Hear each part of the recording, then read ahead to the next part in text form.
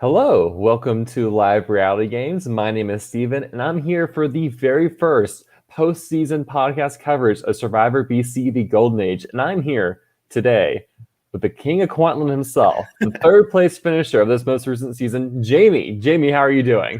I'm doing fantastic. Thank you so much for having me. I'm very excited to be here. How has the post-game been treating you, the 3 weeks since the game ended?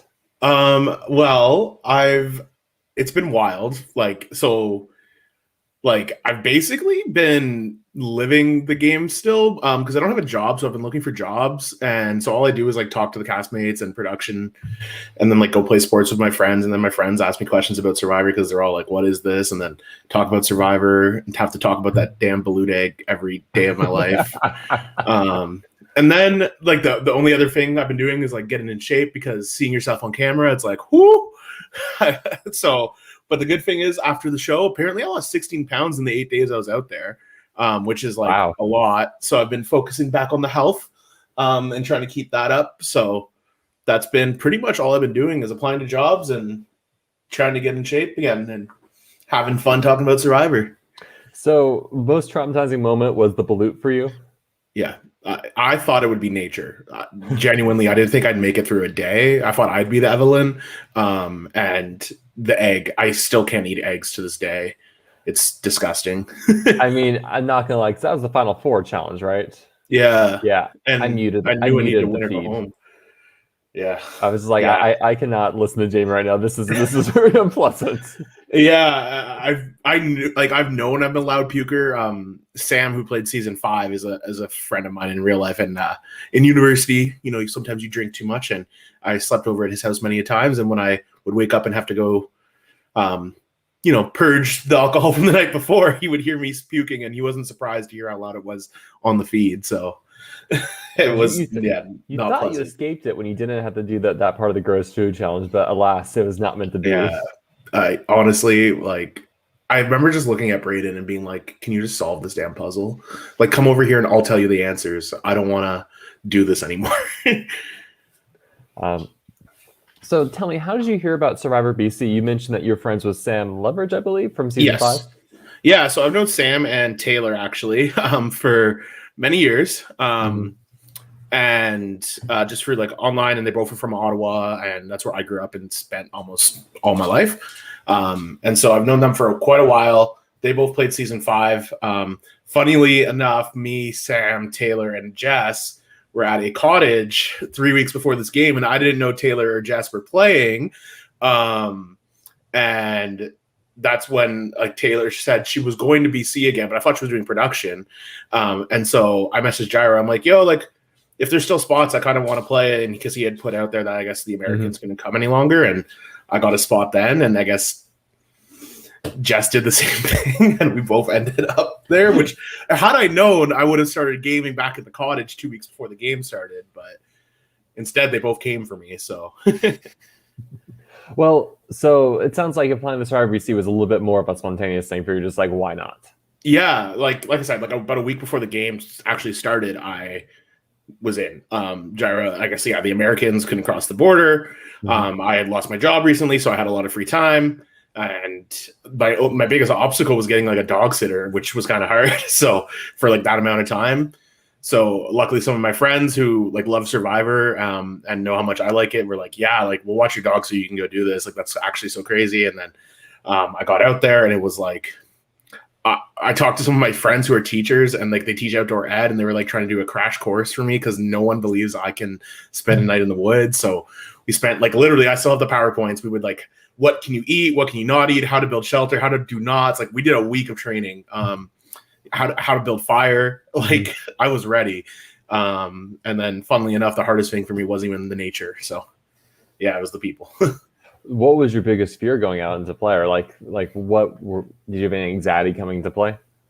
Yes and no. I'm a pretty extroverted person. I like to be with near people, but my biggest fear is going there and no one likes you, which is I think everyone's biggest fear. And having seen every episode of the game, I talk shit to all my friends who watched the show but never knew about this kind of stuff, and we're hey, like if I ever get on the show, I'm winning. As what I always tell my friends. And I was like, well, I talked a lot of shit, so I need to go back it up now. You almost did. And I really almost did. I don't know if I could have done anything more. And I'm a very competitive person. Like I'm not someone like I will like my friends jokingly say like I'll push a baby off a bridge to win. Like I'll do anything to win. But I'm so at peace with how well I did, even though it wasn't the winner, which is so weird for me. But I think that just speaks to how hard of a game it is and how much you like learn about yourself and how proud you can be of just what you do and going out there and trying stuff that you're not necessarily accustomed to and is really hard to actually do, even if you're mentally prepared. Because even a week of prep, it wasn't a lot. Mm-hmm. Well, were there any other ways you prepared besides just for the living outdoors side of things? I went to the gym twice. Nice. I went with my trainer once. Well, I got a different trainer. My normal trainer, she works at Lululemon. The mall reopened, so she was busy. So she gave me this new guy right out of university. He was like 21 years old. Could give Luke a run for his money for how fit he is. He tried to kill me. And then I realized, okay, Jamie, you're not winning challenges this season. So I went back to the gym one more time without him. And besides that, I downloaded a puzzles apps. I did puzzles every day. I figured like the one thing I could do in the shortest amount of time is like just get my brain going. You know, I figured going out there, I wouldn't be the most athletic dude. I probably wouldn't. I might not be the most social dude. I probably was, but and I wouldn't necessarily be the smartest guy either. But like I can at least work in how smart I am, and I can work in how social I am. I can't really change the athletic thing in a week, right? So. Yeah, I worked really, really hard at puzzles. Actually, I think really, really paid off for me and added a lot of value for me in the tribe stage of the game. So that's what I focused a lot of my energy on. Did you have any strategy coming into the game? Don't go home first.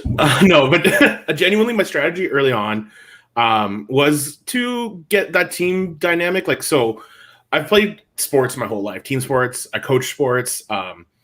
Really good at like getting my team to like us versus them mentality, which in Survivor is kind of like a good or bad thing if depending on how people view it. But after that first challenge of like steal the bacon, it really just like drew a line in the sand of like these tribes were not going to be friends. And so I think that really worked really well of just like having a sports background. And so I really focused on like doing that, but also like making sure that like I don't like nature, but I'm like, do not complain. Don't complain once. Don't say how much you miss things. Which ultimately we ended up making a game, what do you miss the most? But like, don't do those things because you don't want to come across negative and like that you can't do it. So just don't complain about things. So I would like wake up at like 4 a.m. and go cry because I was like, I can't do this. But then other people would wake up and I'd be like, oh, I was just rubbing my eyes. What was the one thing you missed the most? I mean, my dog probably. I just like my dog. Yeah, or just people, but it really just like, it's really people and like knowing that you can talk to someone who you trust. Because even though I went out there and kind of had Taylor and Jess and even Brandon, who I kind of knew beforehand to a degree, like I wouldn't say going into the game our relationships were super close. So I didn't really have anyone who I feel like I could just be myself around 100%. And like I knew that I was playing like a certain side of myself. Like I was going out there and just highlighting the parts I wanted to show and that would be good for the game. And so it was hard to like find moments to like be vulnerable and just like be yourself and feel like you had something to come for you. And that was probably what I missed the most, especially come like I think it was like the morning of day 3 after the second night was like the hardest morning.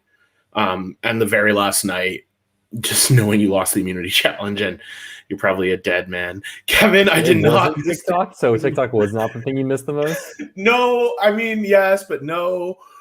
Yes, I did miss. I really missed knowing what was going on in the world too, because the NBA draft was happening, and I wanted to know what was happening. I wanted to know what the new sounds were happening on TikTok. So yeah, I did miss TikTok, but I really did miss just having people to talk to, which I found really weird because in real life I'm very sociable, but I'm very like close with my feelings and stuff. And I didn't realize how much I apparently do dump my feelings onto my friends in my real life without realizing. So I'm so much more thankful for my real life friends because apparently I bitched them a lot and I didn't even realize. So you arrive in Vancouver, you get to the game site, you are blindfolded for an unknown amount of time. Yeah. And eventually the blindfold's taken off and you see the cast.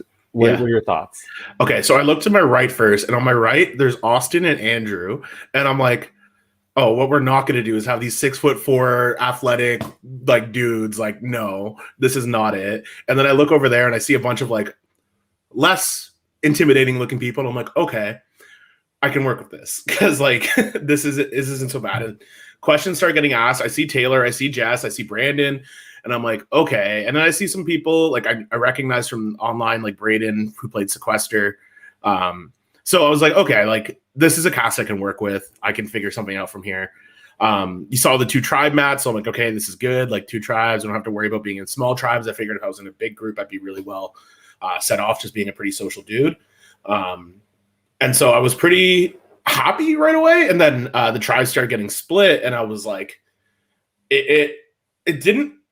when I saw Taylor and I saw Jess and I saw Brandon, I'm like, okay, I'll probably be on a tribe of one of them. I didn't expect it to be Taylor, considering I knew Taylor the longest. I thought it'd be Jess, to be honest, but I was pretty pumped with how the tribes ran down, because I felt like, knowing even the returning players who were there, like I was like, I got the best breakdown for me. I felt like. Well, let's talk about it a bit, because there ends up being on a cast of 16, 6 players are returning players. On your tribe, you have Taylor, Andrew, and Kevin. Yeah. Another tribe is then going to have Austin, Jen, and Stevie. So when you're looking at the returning players in your tribe, are you thinking as a new players versus returning players, or that was a mentality you were sticking to? I wasn't sticking to it early on. I identified pretty quickly, like Taylor was running the tribe with Braden, but luckily I had really good relationships with both of them, so I wasn't worried.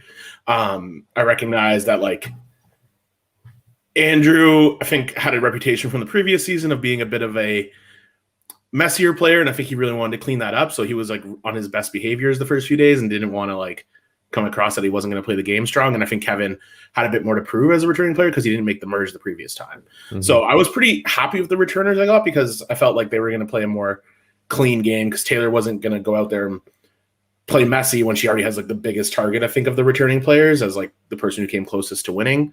And like Andrew and Kevin were going to play a lot cleaner this time, I felt like, and play more a traditional game because of what they did the previous time. Mm-hmm. And then I was a huge Stevie and Jenny fan the previous season. So I was like, as much as I love them, I'm like, thank God they're on the other tribe, because like I would just simp for them. Like I would have been so bad.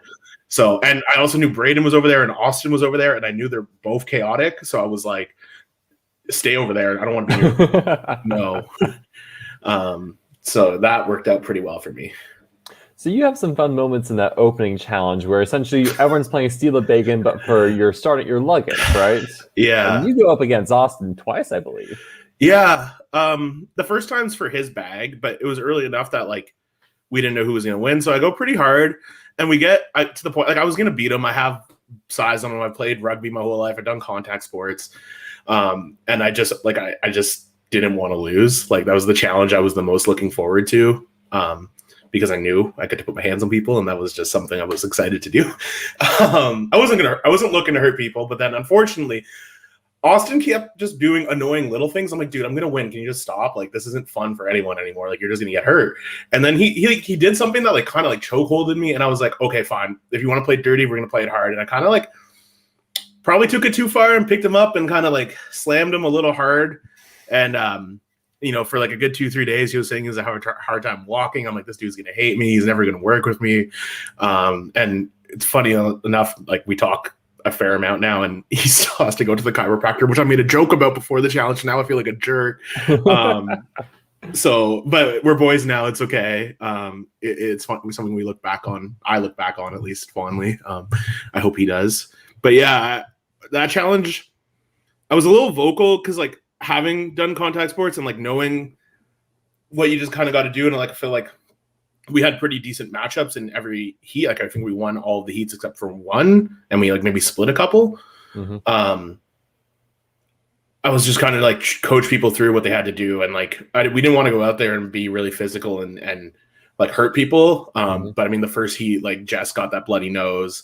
And then people were just getting like injured left, right, and center. So it kind of turned into a bloodbath, and just trying to help people know what they have to do and stay motivated. I think, I was a bit too vocal in that, But you live and you learn. I didn't get punished. So your tribe ends up winning that opening reward, which really means you all got most of your luggage and denied the other tribe most of their luggage. You still didn't have sleeping bags. So the twist of the first night, you all had to grit through it. Talk me through what happened at camp that evening. That was the most miserable night of my life. Honestly, I don't blame you. It sounds awful. It was I was like, at least I know I'm gonna have a sleeping bag. And not only me, like I went there and I bought a sleeping bag because I wasn't gonna like bring it on the plane. So I was like, why did I even buy this? I'm never gonna have it. But anyways, I got it the next day, so it wasn't so bad. But we get there and like there's just like a patch of grass, not even grass, like sticks. And I'm like, okay, like let's clean up the sticks. I found some money. I bought us a tarp, which is like, you know, with the BC Bucks, like I didn't want to like hoard it. I wanted to have like the team feeling. So I was like, let's just spend the money I found right away, get all the stuff we need. We set up the tarps, we cleared out the rocks. We won like a sheet, literally like a bed sheet to put over us. So I got to put like the tip of my feet under it. So I think everyone was under the sheet except for me, Will, and Kevin, just the way the tarp laid out. It made the most sense. And also, I knew I snored, so I didn't want to be near people and get voted out for that. So I kind of was like off to myself, and I didn't sleep that night. I had about 15 minutes of sleep.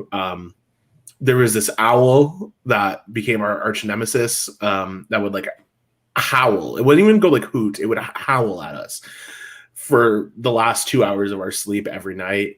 The first night was, so difficult. But I knew that like if we were hurting and I had like a backpack and sweater and like sweatpants and I had a bit of bulk on me, that I knew those like other people were struggling worse. So that kind of helped get me through the night a little bit because I'm like, if I'm having a hard time, I know it's brutal for them over there. So you already talked about this, but were there any people specifically you were gravitating to at this point? Yeah, I mean, we got there. I knew we started talking. Will is from Ontario. There was only 4 people from Ontario, so we kind of like had this unspoken, like, well, we're not going to let each other go early because we traveled so far to get here. And CJ was right away the person who I was like, yeah, I love CJ. And Braden, obviously, like as we see the season goes on, Braden and me have a really weird relationship, but I like love that kid. He just reminded me. So I said I coach sports. I coach literally 17-year-olds in basketball every day. Braden reminded me of every kid from back home. And being like I said, unemployed right now, I go to the park and play basketball with those kids almost every day. So it was just like a really easy, natural relationship that just formed.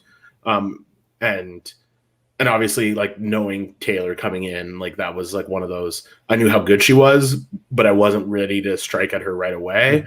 And I didn't think it. I didn't want to do that because I wanted to just see where it fell. And we ended up kind of, I think on that first tribe, it centered around me, Taylor, and Braden running it, and then kind of deciding who we wanted to keep and who was kind of falling to the wayside. And Evelyn kind of opting to go first really helped us keep that unity together, and then seeing the next tribal was kind of hard because then there was like an actual decision to make between I think Will and CJ, or do we just go take out Andrew at that moment? I think in that moment I was pro take out Will, to be honest, but I wasn't gonna speak up for anyone's safety at that point. I don't need to.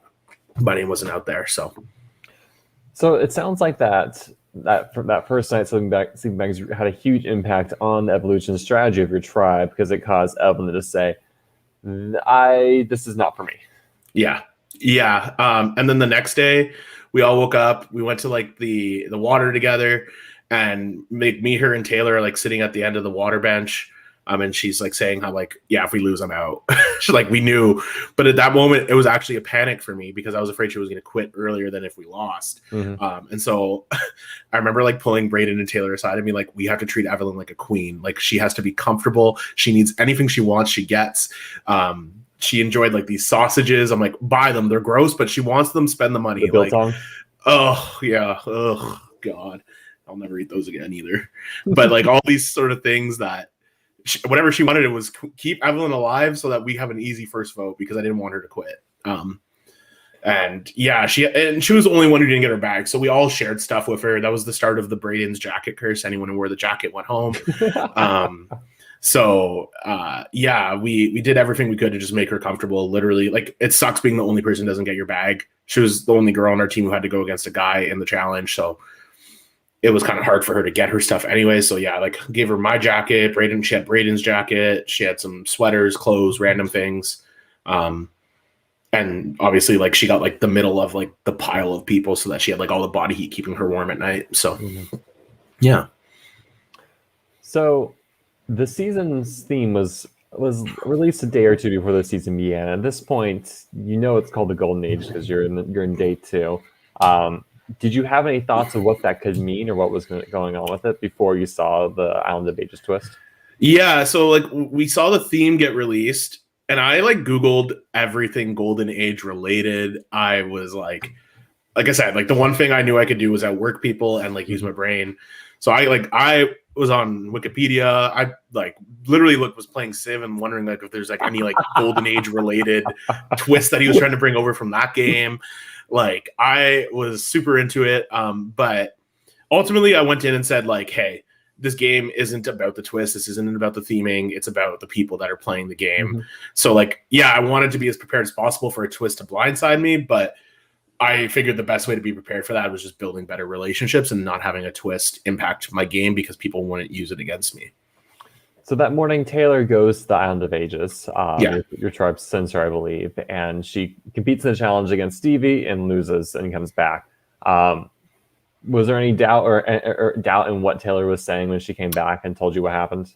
No, I think Taylor, like at one point I pulled her aside and said, "Is that the truth?" And she said, "Yeah." I believed her.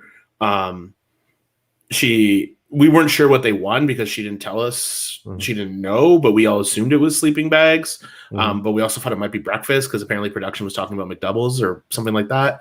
So we were like, maybe they got food.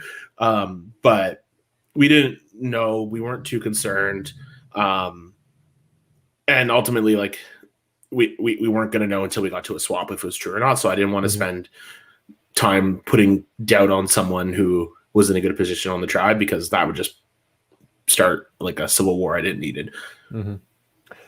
Is there anything notable about this day? Your tribe ends up winning the first reward challenge and getting sleeping bags, and then you lose the second reward challenge and you win the first immunity challenge. Anything you want to talk about that happened? I mean, obviously, Will went to the island as well, and he got that twist where he got the mutiny, which I think was huge for our game going forward. Will came back and told me that he had like an extra couple disadvantages that he didn't tell the rest of the tribe about, and I was really happy about that because that means to me that like he actually trusted me a bit more than some other people. And he's like, "Should I tell people?" And I said, "No, because if Evelyn doesn't quit or something, like you're in trouble." And so that was pretty notable, and also just like from there, it was pretty straightforward. Like we won the immunity challenge. That was the start of the Puzzle King. Got to do the tree puzzle, and that was a hard puzzle. That took you all a long time. Yeah, I think the stress of just knowing that, like, who knew when they were going to start, and like at one point we were flipping the tree over to like get it like to win, and then it fell apart, and I was like, "This is the TSN turning point. Like, this is not good." Like, we had a lead and we're blowing it, and like. Yeah, and I really wanted to do the puzzle, so to go flop on the first puzzle, I was so nervous because I'm like, don't do the individual shit, don't do the puzzle shit, and of course I signed up for the individual puzzles, like, so yeah, that was stressful, but the first day, yeah, it was pretty straightforward. Ultimately, they go to tribal council at night, and we're literally doing like a finger puppet show at our camp, which would have been great footage had they got it. But yeah, that was pretty much the first day or second day. With Evelyn being notable, saying like, "Hey, I want to go out," did that cause your tribe to not really formally cement major alliances and just kind of leave it like, "Hey, like we'll figure things out once she goes home"? Well, there were some alliances. Obviously, like I said, there was me, Braden, and Taylor, which I think the three of us talked to each other individually about. We never wanted to like go off as a trio, and those two spent a lot of time as a duo. So I was like, "Yeah, paint them as the duo," even though I knew I had. Probably, I don't want to say I had a better relationship with both of them than I had with each other because I never really knew that, but I knew I had good ones with both, so I wasn't worried about them as a duo. And then we had an alliance of Andrew and Kevin on one side, and then a foursome with Will. So there was alliances happening, but we never had to really prove them. And with the vote being so simple, like nothing had to get exposed because obviously it was an easy vote. And remind me, when Will was telling you about the disadvantages, he did not tell you about the extra 2 votes that were coming his way. He had told me about them individually, but he didn't tell the rest of the tribe. He might have told some other people individually as well, but Okay.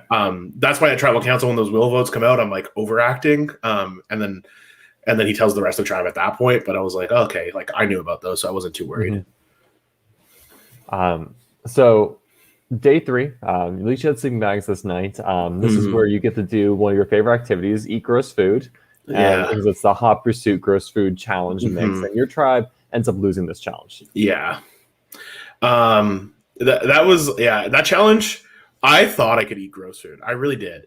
And I'm like, give me the first one. I can eat anything. It's potato salad. I was like, oh, thank God. Earlier that day, I was saying I'd kill for carbs. So eat the potato salad. But we made some strategic errors in our running. No one wanted to run. I wasn't going to run. You weren't going to get that footage. And I mean, we should have made Andrew run. I mean, the dude's like a really good athlete. I don't know why what we were doing. And we have Braden who can run for days and Evelyn who's super fit. But Andrew was like persistent that he wanted to eat. And so Will ran, which like Will's in shape and a pretty like athletic dude, but like he's also like a dad. And like Andrew's 20 years old. Like it was a clear decision. We messed up there. And then tried to make the other tribe puke while eating gross food, which ultimately we know is karma. And this is when I first think you start like fake throwing up, and it was notably loud. I remember at the time. Yeah, that was karma coming to get me. That was a moment I regret. But yeah, we lose that challenge. We get back to camp. Andrew pulls me and Evelyn aside. I'm like, Andrew, why are you pulling me in front of everyone with Evelyn? Like, pull someone else. But we go. She's like, yeah, I'm done. We're like, okay. Do you want to tell the tribe or should we? And she's like, I'll tell them. And then she tells them. We literally spend the next hour just like hanging out as a group, literally doing nothing of notable strategy, which was great for me. Something else I want to mention is that on the age of his visit that happened this morning, it was Braden S. with Austin. What did Braden S. come back and tell you about it? He came back and said that Austin stole the idol. When we saw Stevie was gone, we assumed that there was like a returner's vets thing there. So it kind of checked out with his story. So I didn't question it too much. But as a tribe, we had a big discussion about, do we out Austin's idol to the other tribe? Obviously, knowing that Taylor and Austin are friends, she really didn't want to do that. She wanted to keep it a secret. And people wanted to curry good favor of Austin for a swap if he was at the bottom. But I was like, yo, this dude probably hates me for breaking his back. Like, let's just tell the other tribe. I was kind of like pro out his idol. But we didn't. Apparently, Austin was lying to Braden anyways, and he told his tribe about it. So we should have just told them anyways. But because what was amusing to me is like I remember like the day before Taylor had been saying, "Hey, there could be another prisoner's dilemma here. What should we do in this situation?" I remember you trying to even talk about this exact situation that Braden found himself in. We literally said like, just steal no matter what. Like, don't give the other tribe an idol. Why would we ever do that?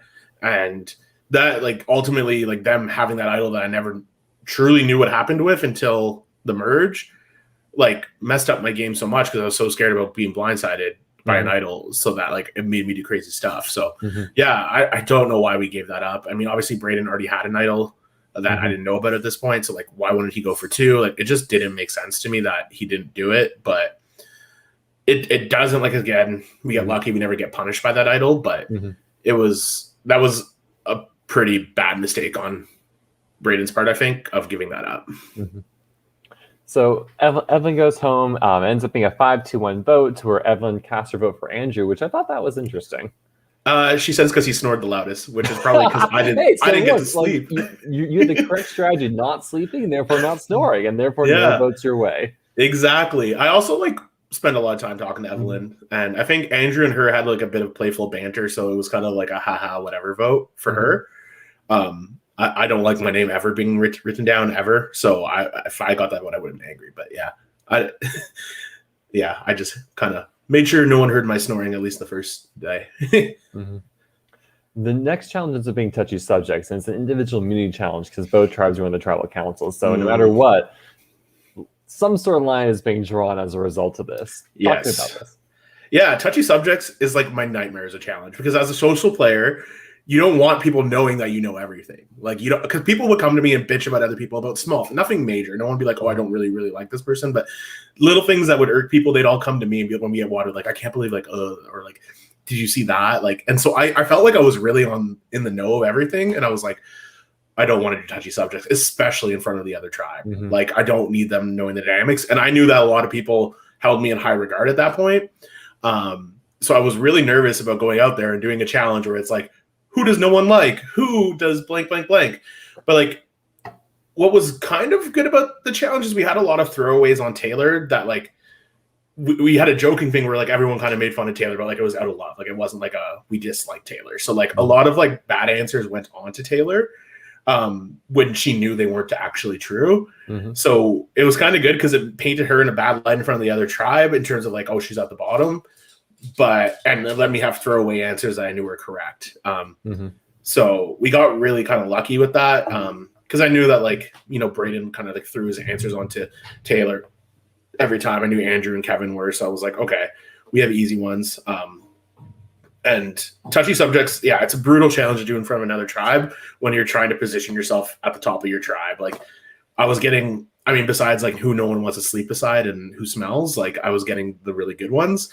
I got like hero and all these other things that like are great to know that like you're playing the game you wanted to play, but I didn't need everyone to know it. So that was really frustrating. Mm-hmm. And I lose that challenge by 1 point, which is the point I threw when I didn't say I knew CJ was going home next because I didn't want to reveal that I knew who was going home next. So you already figured out CJ was next, so even prior to this challenge? Yeah, I knew it would be CJ at that point, just based on like I figured it would be CJ or Will, and they ended up tying, I think, for that being the correct answer. And I just didn't want to reveal that I knew that because I had a pretty good personal relationship with CJ, but I wasn't willing to put my neck out for him. Mm-hmm. So I wrote myself, and that's like one of my only regrets because I could have won individual immunity and I didn't. Mm-hmm.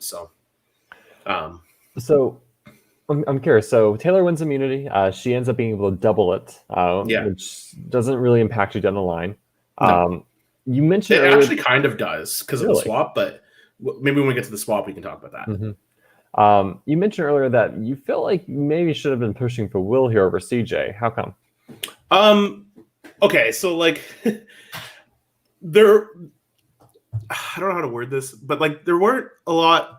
Me and CJ just kind of bonded. We had a lot of things in common. I saw Will as a bit of a gamer. I saw it in him. Mm-hmm. I knew that I was high up in Will's regards. So like I wasn't like super like, oh, we should get rid of Will here. I was actually kind of like, let's get rid of Andrew a little bit actually. Mm-hmm. But the vote was coming down to CJ or Will. Will just had better relationships with everyone else, but I had a better relationship with CJ. Mm-hmm. But for me to go out and do that, like all I'm doing is putting myself at risk. So I kind of like told CJ, I'm like, you need to go fight. Like these are the people throwing your names out. You need to convince them, right? Like, and it just ended up being too little too late. I probably should have told him that like 6-7 hours before, not when we were going to tribal council. Mm-hmm. And unfortunately, that was like the first vote that I really was unhappy with the result. But it wasn't like a complete loss because as much as I love CJ and I felt like we could have worked really well together, I had a good relationship with Will anyways. Will just didn't know that I was like sus of him, I think, at that point. Mm-hmm. So, what could CJ have done better? Like what did he do wrong that caused the tribe to just kind of target him? He didn't initiate one-on-one chats whenever. I think he stayed around camp too much. So whenever people are like, oh, going to the bathroom, going to get water, that was your chance to get one-on-one chats in. Mm-hmm. I don't know how much water I drank because of that, but that was what he needed to do more, I think, and just get out there and talk to people and not be afraid to be like, hey, like, I don't know what the dynamics are, but we're good. And I don't think he ever, maybe we had that conversation because I like pushed it onto him, but I don't think he did that with other people, which I think kind of hurt his game ultimately. Because people like CJ, like everyone adored him, but it was just he didn't talk game. So, because I saw your tribe at this time, like you had like kind of 3 factions, right? You had Will and CJ together. There was you, Braden, and Taylor in the middle, and on the other side you had Andrew and Kevin. And I think the question is like, this group of 3 in the middle, which pair do they really want to go with? And the answer would seem like okay, they're going to kind of stick with the returnees at the moment. Yeah, and I think the returnees in our tribe were really nervous because as soon as Stevie got voted off and there was like this talk of returnees going home, a lot of noobs versus vets got started thrown around as words and things like that. And I was like, oh, they're not going to vote for each other. So I'm not going to say Andrew's name, even though I want Andrew to go, because Taylor will eat me alive and she will get the numbers against me. And so that was where I realized I'm like, hey, just be thankful that you're in the numbers for now. You'll find your time to shine eventually. It's too early to do anything. And so, yeah, the returnees kind of stuck together there a bit, and they had Braden. So I'm like, that's 4 numbers anyways. Me and Will kind of talked about that. Like, do we go for Andrew? And I'm like, with what? Me, you, and CJ, and trying to flip Braden against Taylor, who, like, that's a really hard flip, you know? And him and Andrew are also kind of, like, getting along because they're both, like, you know, the same age-ish. So that was really difficult. So I'm like, it's not worth trying to do it. So at the end of this day, there's 6 of you left. Can you rank the other 5 players and who's like the most important to you for your game to least? Yeah. I mean, I think at that point, it probably would have gone Braden, Taylor, Will, Kevin, Andrew. However, Andrew was like my shield because, like, as a pretty big dude, I just wanted another big guy there in case there was like something going on. So I was like, okay, like, have Andrew there, and we still get along as a person. But it was just like, as a player, like, I knew that he was kind of last season had messed up, and I didn't want to risk putting power into his hand and him having to make an important decision. So yeah, that's why I guess Andrew was near the bottom. Kevin after that, just because like he was kind of seen as Andrew's like right hand. And so it just felt like he was a number for Andrew. And then Will at that point, because just process by elimination, because Taylor and Braden were just my people at that point. Let's say that there's not a swap, you go to another tribal council. Where do you want to vote? I want to take out probably Andrew or Kevin. Okay. I think I don't want a duo at 5 there, unless that duo was Braden and Taylor, because I wasn't really worried about it. So yeah, I wanted that duo split. I think at that point, if we go to another, and I probably maybe push for I don't know. It would depend on what Braden really wanted to do. I think whichever one he's more comfortable between Kevin and Andrew, which probably would have been Kevin, but I think my gut would have said get Andrew. So that night you end up doing a swap, and not only that, you also have a battle back. Of the 4 people voted out, 3 decided to go in the battle back, and so you have Stevie versus CJ versus David. Of those, so were we expecting something like this? And of those 3, who'd you want to see come in? We were expecting a battle back because in one of the tree mails there was just something suspicious. It was like talking about like, is this the end of your story, medieval age? I don't know. It was something really sus. I'm like, there's someone coming back. And it just felt like Stevie left too early, to be honest. Like, as a player, I was like, that's not Stevie's story. He's not the first boot. So I expected something to happen. And then I was literally dead asleep, and someone woke me up like, we got to go to the field. And I was like, huh? Like, what? Like, the one night I was trying to get a good night's sleep, and we get there. I genuinely don't even remember what the challenge was. I did something about a story in a box inside of a box inside of a box. And me and Taylor and Braden were literally laughing the whole time. I had no idea what happened. And I just figured someone was coming back in the game and something would happen. And then they pull out the buffs and instantly woke up. And I was like, oh shit. Okay. Now you can't actually, like, people are switching tribes. You got to be awake. And everyone's pulling the blue tribe stuff. Like, Taylor pulls the blue tribe one. Andrew pulls the blue tribe one. Will pulls the blue tribe. And I'm like, oh my God, I'm losing all my allies. Like, they're all going to. And so I'm like, I'm going next. I pull red. I'm the first one on red. I'm like, oh my God, this is literal nightmare. Jess pulls, she comes to red. I'm like, okay, I can work with Jess. I know, like, we kind of at least know who each other are. We know we have a lot of online mutual friends, and we're at that cottage together, so I can work with this. Brandon comes over, and then I think Joanna goes and pulls the last blue buff, so everyone's left on my tribe. And it's like 3-3 original tribe split, which was great. And I knew that Will had the mutiny, so I knew that he would probably come over because we had talked about that as a tribe, about like getting numbers and throwing to make sure that all of us got to the merge. And so that was the plan. He would come over there. We would have a 4-2. We would start throwing challenges, and then keep people safe. But of course, every plan has a wrinkle in it. As soon as that happens, we get Brandon. I figured out when we started talking about their tribals and stuff, I figured Brandon was at the bottom of their tribe. We knew each other previously, so leaning on that friendship a bit. Also, like, Brandon's never really watched the show, doesn't really know Survivor, but he knows that I've like watched every episode. And I just walked him through logically, like, Jenny is not with you. Like, Jenny was targeting you. She was about to vote you out. She's on our tribe now.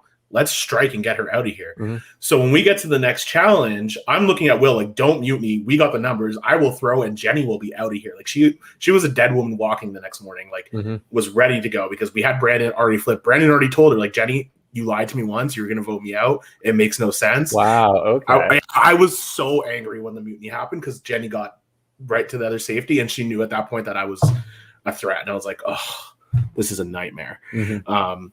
So yeah, that was a really, as soon as the swap happened, I don't think I slept. I just went right to work and was like, where do I get these numbers? I got Brandon pretty quickly. I think within he woke up the next morning, was like, yeah, no, I'm in. What you told me makes sense. Let's do it. I tried with Jess, not knowing that Jess and Jenny were actually super close at that point. And she was like, I don't know, let's talk tomorrow morning. And that's when I knew Jess was not in, because it was what it was. But I knew the three of us weren't cracking, me, Kevin, and Braden, which was great because we had built that like super strong tribe identity going into the swap. So, yeah. So the first thing that happens of that morning, the swap, is Kevin from your tribe and Joanna from another tribe go to the Island of Ages. Kevin comes back. What does he tell you? He told the tribe that like he won a challenge and got to choose someone from the other tribe, and if they went home, he would get like a 2-vote advantage that he could use at any tribal councils, which I was like, that is bullshit. That is a bold-faced lie. But eventually Kevin pulls me aside. He's like, no, like part of that was true, but I get an idol clue. And so he chose Joanna to go home, which I was like, Joanna's never leaving on that tribe, so why would you do that? Spoiler alert, I'm the dummy. He tells us like, we'll get an idol clue, which he told in front of everyone. He told Jenny, he told all these people, and then the mutiny happens, and then Jenny knows, and I was like, this is never going to work now. Like, this is just, Joanna's never leaving. So I was just like, okay, well, whatever. Like, that's a wasted Island of the Ages in my head. Because just guessing who would leave on the other tribe when you told someone who flipped the other tribe and wasn't going to work with you, they wouldn't let that person go and give you an advantage, which I still don't know how they let that happen. But yeah, that was pretty much what he told everyone, was that he would get 2 extra votes, but told me and Braden that he was getting an idol clue. So that very first challenge, I believe it's some sort of blindfold challenge. Your tribe wins. This was my favorite moment of the game. This was my favorite moment of the game. So at this point, I'm like, well, I don't know if I want to throw anymore, because I don't necessarily want to take out Jess or Brandon, because I flipped Brandon at this point, and he's a number for us. So I'm like, I don't really want to throw this challenge, but me and Taylor are literally sitting at the back waiting to do this, the hardest puzzle of Survivor BC history, for 45 minutes, because no one can count. No one can do math. I was like, either every tribe is trying to throw here, or we're just dumb. And apparently everyone's saying they were throwing it now, but I just think they can't do math. But if they're listening, you were throwing. I believe you. You're just dumb. I love you guys. So me and Taylor are sitting there, and I'm like, Taylor, like, this challenge is going on too long. If I get to the puzzle, I'm going to solve it. Like, it is what it is. You're safe because she has the double immunity from previously. And she's like, okay, as long as you throw the next one, we can and for me, I'm like, well, we're sacrificing Andrew. That wasn't a big loss for me in my game. And it was what it was. Like, we're just going to take it. And so we do this puzzle, like, apparently super, super difficult. I don't know how I did it. It was like super quick, and it was like this weird slider. I don't even know. I was super proud of myself. Kevin was throwing that challenge. Yeah, Kevin, I believe you.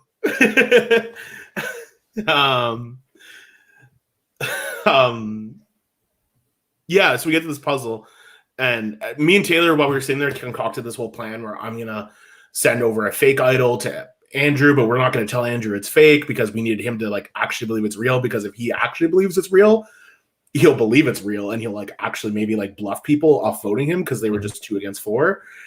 Make this plan, do the puzzle, win the challenge.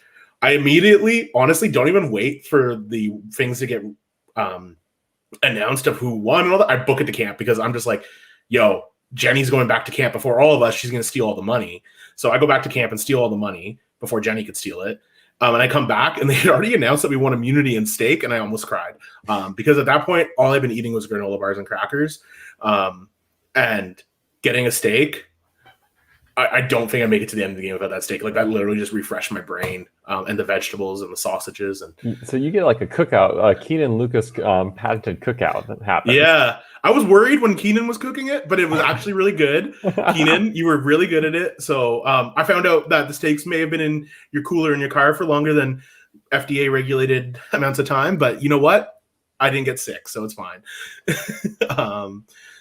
Yeah, we win that. And then immediately I go to Kevin. Kevin has a fake idol that he had purchased previously, gives it to me. I go buy a letter. I send Andrew this fake idol. I say open this alone, but Taylor knows what he's getting because Taylor was like kind of had to handhold him, I think, at this point a little bit to get us out of that swap and keep all of our red together. And I guess I wrote this letter saying Braden found the idol on day 2, which apparently Braden actually found an idol on day 2. I didn't know at this point. So we send the idol over. They all believe it. For some reason, they flip Austin. Joanna actually leaves. Kevin gets his idol clue. We go looking for the idol. I rip a tree stump out of the ground and don't find the dang clue. And at that point, I realized our idol's found. Like, if I didn't find it and Braden didn't find it and Kevin didn't find it, the idol's gone. So I was a little worried at that point, but it wasn't too worried because I figured I had good relationships with all the original red and it'd be fine. So yeah, we just bank on like a fake idol play working for Andrew, and it worked. It spooked them. Stevie played an idol. It burned their like Austin idol that Braden gave to him earlier. Joanna actually left, which was like for me kind of huge because I didn't see Joanna leaving. If she didn't leave there, I saw her getting deep in the game. Because I don't think anyone takes the shot at her when there's like perceived bigger threats around because she was seen as like Jenny and Stevie's number. And so you would take out Jenny and Stevie first, and then she would have like a free ride to like 6 or almost. So I was really kind of like really, really happy that she left because that was a spot that just opened up for bigger threats to get farther. So you go to the next challenge, the Cannonball Toss, and your tribe ends up losing that challenge. Was there a throwing happening as part of this, or? We had talked about throwing it. Because at that point, when we saw Andrew actually live through the tribal, we said, okay, there's no way they can do that twice. And we had Jess, who at that point I realized wasn't a number for us and we could get rid of. So yeah, we talked about throwing it, but we actually just lose it. I think Braden tried to win it and couldn't get the tossing of the beanbags into the right area. That was actually a really difficult challenge. Like I remember playing around with it afterwards, and it was just a hard challenge. So I think they straight up beat us there. So good for them. It works out because I needed Andrew and Taylor to stay safe at that point. And I knew me and Braden would be safe. And that was who I wanted to make sure got farther. Prior to that challenge, Jess had gone to the Island of Ages with Jenny. What did Jess tell you about that when she came back? She came back and was like super honest because I told her at this point, like a lot of people were sus of her. She needs to like be honest and build some game relationships with people in our tribe, but she was having a hard time. And to be fair, it's hard for Jess. She's a bit of a softer spoken girl. And we were like a bunch of like guys and we were literally like making fart jokes and stuff. And like, that was like not her scene. So she was just kind of like on the outs already. And she got safety without power. And she showed us the note, which instantly killed the mood at tribe, at the camp. Cause we knew if we lost the challenge, one of the 5 guys that like me, Brandon, Will, Andrew, and Kevin would go home. And that was kind of a nightmare for me because I was losing someone loyal to my game at that point, and I was going into the merge wanting to have numbers, and I knew I was losing a number, and I was kind of frustrated. But what was interesting, Jess had told me about how there's apparently like returnees working together, and Jess could work with Jenny and all this stuff. And that's what I think actually sunk Kevin's game because Brandon would have gone home there. But when I realized that, I was like, Brandon, we're not sending home Brandon. We're taking out a returnee. We're not giving them 6 at the merge, which I think is what killed Kevin. And then I was really worried at tribal that he was going to play an idol because obviously we knew Jess was going to use her safety without power. I tried really hard to make her not, but yeah, she did. And honestly, had she not used it, I might have actually kept her because she would have been loyal to us maybe, but it would have been me, her, and Braden. It would have been a tie and it wouldn't have been good for my game to keep her. So it was smart for her to do that. But yeah, so Kevin ends up going just because at that point, the returnee versus vets thing became a little bit too scary for everyone who was a new player. And I just, even if it wasn't real, and even if Kevin was going to be loyal to us, like newer players, I didn't want to give the power to anyone else to make the decision. I wanted to make sure the power stayed in me and Braden's wheelhouse, basically. And we decide what happens. In retrospect, should there someone else have been the vote there? I don't think so. Honestly, I don't. It's one of those like unfortunate things for Kevin where it's just wrong place, wrong time. Brandon told me he had an idol that kept possession. And Kevin just being a returning player, it was unfortunate, even though he was in a really good spot when the swap happened, but just the way everything went down during the swap, he got really unlucky, which is a shame because it's the same spot he went last year. And like Kevin is better than just being the person who goes right before the merge. Like he's a really good player, but you get swap screwed, and it happens to someone every year. Happened to me. Let's talk about Brandon. So when did he talk to me like your relationship with him in the game at this point, and like when he ended up telling you about this idol? I think he told me about the idol right after he won the stake. And then later on, he told me and Braden, because he knew I was close with Braden. And so I didn't know at this point, but the two idols in the game were with my number 1 and 2. Because at this point, Brandon had replaced Taylor as my number 1 or number 2. So I was like, I didn't know this, but I knew Brandon had an idol. I didn't know about Braden's. I'm like, sweet. I don't need to worry about at least one of the two idols, but I knew the Red Tribe idol was found by someone. And if Kevin didn't play a tribal council, then maybe it was Taylor, Andrew, or Braden who likely had it, just based off like who was looking for idols and stuff. So I felt pretty confident that I was like, hey, idols aren't going to screw me over this game. I'm happy about this. So what led to Brandon replacing Taylor on your like most trusted list? Once the swap happened is when I actually went from just being like, okay, like the game's happening and I'm just going to not be the target and being good with the majority to I want to dictate the pace of the game.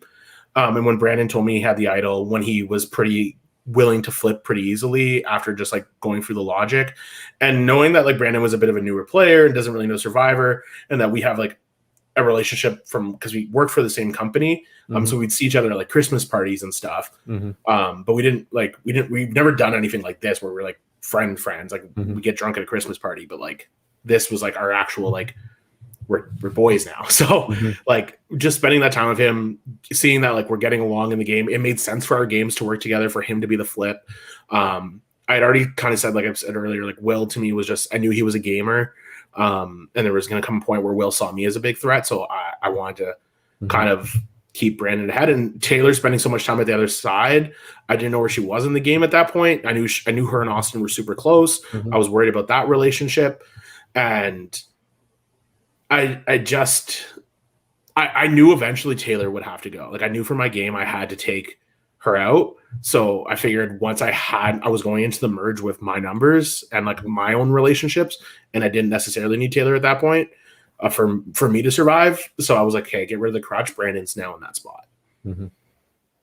So, yeah. So end of day 4, you end up merging. So you have a merge of 10, I believe.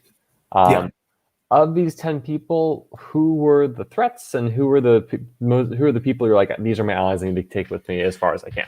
Yeah, my allies at this point were Braden, Will, and Brandon. It was for me, that was our 4. That's who I wanted to get as really far as I could because I knew I could trust Quantland 2.0 minus Quantland 2.0 minus Jess, because I didn't know where Jess really stood. But I knew that Jess and Austin had a fractured relationship. I knew that Jess also knew that Taylor and Austin were close. And I knew that Jess was willing to play a bit more of a fluid game. So if I could just get her to vote with us once or twice, I can get the numbers that I needed. So I just wanted Jess to think like, yeah, we'll play a super fluid game and vote with me once. It's not dangerous. And oh my God, look at all the returners. And like, we're going into the merge, 5 original red, 5 original blue, 5 new players, 5 returning players, 5 from one swap, 5 from the other. Like, it was a lot of just like equal standing ground. It was really nerve wracking. So I said like, Jess, let's just take out someone. I wanted to go for Jenny, to be honest, because I was like, if there's this person's not going to be on the jury, Jenny already sees me as a threat from the swap and just the way I didn't give her any breathing room. I was like, let's just take her out. But Jess and Jenny had that relationship. So I recognized like Jess would never vote Jenny. We needed the numbers. So I tell Jess, okay, we'll vote Austin because they have a bit of a fractured relationship. In my head, that's a number for Taylor going. Me and Austin, I like the dude. He really did want to work with me, but I didn't get to really spend any time with him, and I didn't want to risk that the dude was actually going to play me because he lied to everyone else already. So I do that. But I wake up in the morning and I realize that like everyone is kind of just like talking to their friends and they're getting really casual. And like I feel at this point I'm losing a lot of like Andrew and Taylor and people I thought were going to all vote. Like I thought we were going to get like a 7-3 vote on Austin. And I realized really quickly like, yo, Jenny and Austin are getting these numbers onto me really, really quick. That night, I think. So I talked to Brandon and be like, yo, give me your idol wrapper. I'm going to cut it. I go paint the other one yellow, make it look like a whatever. And I was going to like fake find the merge idol in front of everyone so I could be safe for that round. But then I said, no, that's too boring of a plan. Let's make it crazier. And that morning, there was just a lot of talk. Everyone woke up. I was already looking for idols in the morning because I woke up earlier than everyone, being like on that Ontario time zone still. And so I was up at like 4 o'clock looking for idols and shit, and making fake ones and doing stuff while everyone slept. And when I wake up in the morning, everyone's just like talking and looking at me. And I'm just like, so at one point I see Brandon, Jess, Jenny, and Austin sitting there talking. And I'd literally just jump into the conversation and be like, hey, heard we're voting for me. And the look on Jenny's face was just like she was stunned. She's like, who is this guy just being so chaotic? And then she kind of talks all around. And at that point, I knew for sure they were coming for me. She admitted it. And she's like, well, how'd you know? And I'm like, oh, it was just hunch. Like, and she was like, what do you mean it was a hunch? I'm like, well, it's pretty obvious. You've talked to everyone but me today. So yeah, I kind of start stirring up some chaos. At that point, Brandon had already given me the idol. I had the fake idol. So I had like one real, one fake. I already had a plan to tribal council, how things were going to go down. And the whole plan was to go into the merge and say pretty much everyone's name.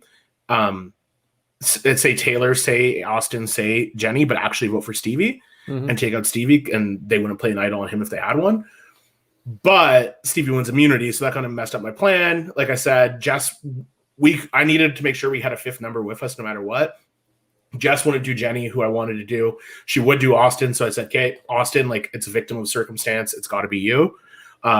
We tell Andrew that it's going to be Jenny. I tell him just stay tuned at Tribal Council. Don't get spooked. Things are going to happen. Vote Jenny. He actually votes Jenny, so I know at this point I can actually trust him, even though he didn't, like, he voted with us, but he didn't know he wasn't voting with us. He kind of like threw away a vote. And Taylor did know that, like, I had this idol that I was going to play, but I couldn't tell her that Austin was going home because she wouldn't go with the plan. So I told her it was going to be Jenny. So which made sense because if her and Andrew compared notes, if they were really close after that swap, would go and be like, okay, I know this plan works. Jenny leaves, and they both wanted Jenny gone. So it worked out for me. It was a crazy merge tribal, and I honestly don't know where I got that bravado from because that's not who I am as a person. But yeah, that was probably like my most fun round, I think, as a player, because I just wanted to make sure I was at the merge and I'm making the jury and doing all these things. And once I heard my name get thrown out, it's like I had to kick it into overdrive because I was like, I'm not going to be the merge boot. I'm not going to, that's who I just saw myself being primed as the person to go there, and I didn't want it to be me. So yeah, I mean, it went honestly perfectly according to plan, which makes no sense because that plan was built upon, I don't even know, hopes and dreams, and it worked. You end up playing the idol that Brandon gave you for yourself, and you end up negating 4 votes. Can't really say it's a waste of idol play when you negate almost half the votes of the tribe. Is there any part of you that wishes you held on to another round? No. To me, the power of the idol isn't the safety you get for that round. It's the power to secure numbers and get things in your side. And that idol, because like, if I didn't use it, I was giving it back to Brandon. So I might as well use it to make sure I'm in the jury. So a little selfish there. But also, like I said, like, it secures numbers. It makes things go according to plan. When you pull 2 of them out of tribal, people think that they're both for real, and all these things start happening. People get spooked and vote your way, and then you have numbers. And so, sure, like, then I play an idol, and then everyone thinks I have a second, and I'm a huge target the next round. But I knew I had allies. Like, I knew I could go to them and be like, this idol's fake. I gave it to them and be like, it's fake. You can have it if you want, but it's really garbage. And at that point, I knew that, like, the play had worked out for me. So yeah, like, people are like, oh, you wasted an idol, but the idol was never mine. So it gave me a round of safety I should have never had. And it got me the numbers that I needed. So was it a waste? I don't really think so. So you end up voting out Austin a 5-4-1 or 5-1 with 4 votes negated. Yeah. Any fallout you had to handle after this tribal council, especially with Taylor and Andrew? Yeah, Taylor was pissed. That was like the one thing I didn't plan for in the game, was Taylor being that angry that I voted out Austin. Andrew wasn't that pissed because he was like, wasn't me, and you guys were working with me. And I just told him, like, man, we just didn't know what the returners, that's 5 going around. And at that point, it kind of turned into Quantlin versus Blue. Yeah, and we still had Jess. So we got rid of Stevie pretty easily the next round, because the only fallout I really had was, yeah, my name was thrown out there a lot. People were going to split votes onto me and Brandon the next round. But when I go to Will and Braden and Andrew and all these people and be like, look, like, I don't have an actual idol. Here it is. Like, I literally gave it to them and said, this idol's fake. Like, you can do with it as you wish. I think they knew at that point, like, well, why are we going to vote out an ally? Like all he did last round was to help keep us get the numbers, right? Mm-hmm. And so, and I knew I had good relationships with them, so it worked out perfectly, to be honest. I want to talk a little bit more about Andrew here, because he ends up being probably the most pivotal of the players from the returning players and from the Samiami tribe, because he, for the most part, seems to somewhat integrate himself into your alliance over the course of the next day or two. Yeah, he really pivoted right in there, which I think was because him, like, I can't take credit for that. Like, that wasn't me at all. Like, strategically, maybe he saw the value in me as an ally, but the relationship with Andrew I had was because he was so good with Braden, and me and Braden were so good. Mm-hmm. So I don't think Andrew flips to us so convincingly without Braden being there. But I also like recognized that like Braden was the key to getting Andrew's vote. So I kind of hinged Braden to be like, you need to get Andrew, right? Like it's you who's got to do that work. And yeah, he comes in there, kind of replaces that spot for Jess, who I think only voted us out of like convenience for that round. And then we had our locked 5 in my head that we were going to go with. So why Stevie the next round? He's good at challenges. I didn't want to be the guy who lost to a guy who was voted out first. And at that point, we still wanted to kind of keep Jess as a number. And she didn't want to vote for Jenny. And I didn't want to vote for Taylor, even though she was pissed at me and we kind of burnt that relationship. I mean, as a friend, I just figured I would give Taylor as many days as possible after kind of screwing her over. Okay. So at this point, it sounds like you've ridden Taylor off. Yeah, Taylor, I just chopped off all her avenues to success, and I felt bad about it, but it was what it was. Because talking like, how were your conversations with Taylor post the Stevie vote? Because did Taylor know that you were voting out Stevie at that point? Yeah, so actually when that vote happened, I actually went to Stevie and Jenny and Taylor and been like, I will work with you guys. Like I was actually ready to go work with them and just keep the biggest threats around. But then Taylor said something along the lines of, you lied to me and you voted out Austin. I'm voting for you and flushing the other idol. And in that moment I said, okay, that door is 100% closed.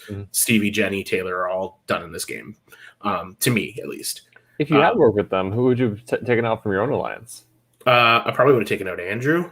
Okay. But it would have been really hard to do so.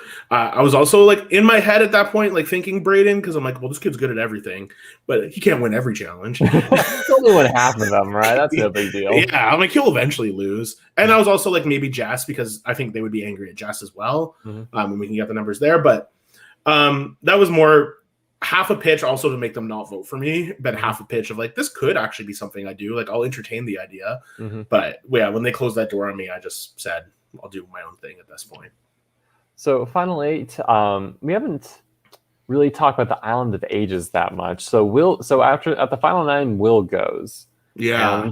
And he comes back with a host of not a ton of disadvantages, but several disadvantages to his name. Yeah. Does he tell you about them? Yeah, I knew about them. But he didn't tell me that he gets to pass those on to someone in the next round, which caused literally the downward spiral you saw of my mental health.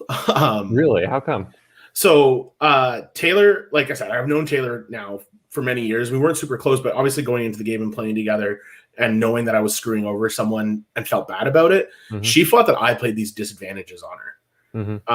And she was like, you already screwed me over and now you're not even letting me complete for immunity when I'm going home.